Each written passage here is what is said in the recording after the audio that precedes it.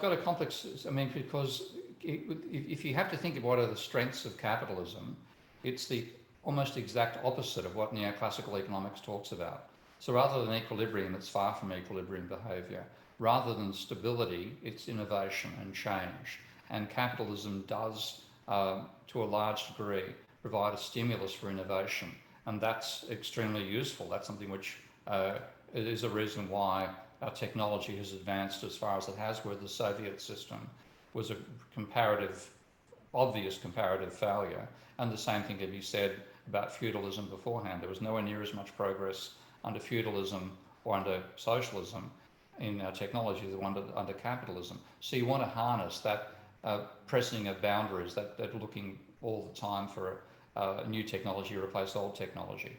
That's a very positive contribution from capitalism.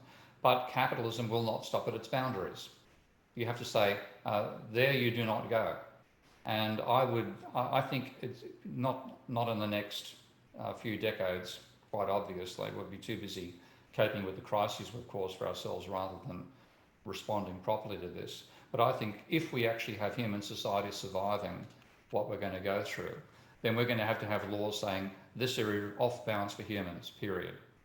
I can envisage a large proportion of the planet being reserved, again using our technology to make that reservation, so that humans aren't allowed there. And that is not the sort of thing capitalism would do without constraints.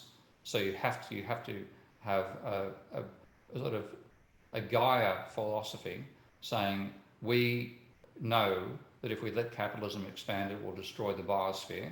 We can't allow that to happen because capitalism can't function without the biosphere. Therefore, we have to limit how far we can transgress on the physical world. And there you do not go. And that's not capitalism.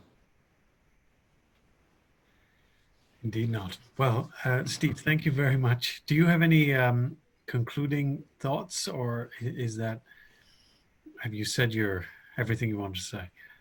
Well, the concluding thoughts are that the tragedy is that we developed economics back in the 1870s when pen and paper was the only analytic tool we had.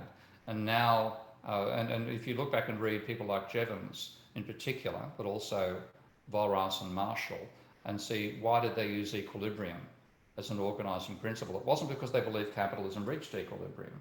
It's because they could see no other way to analyse it, because they didn't have sophisticated mathematical tools and computing devices that could actually calculate those trajectories.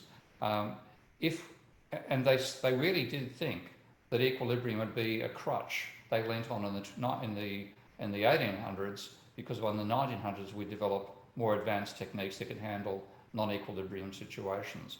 Now, economics completely failed to do that. It's still dominated by the notion of equilibrium, whereas we do have the technology and the computing systems to be able to analyse far from equilibrium systems very easily.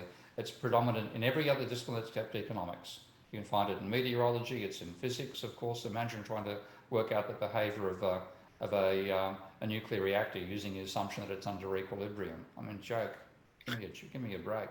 But we've got the tools to do it, and what has happened is an analytic crutch has become an ideological principle, and the ideological principle is built back into the analysis, and you can't escape that self-referential trap of thinking everything happens in equilibrium.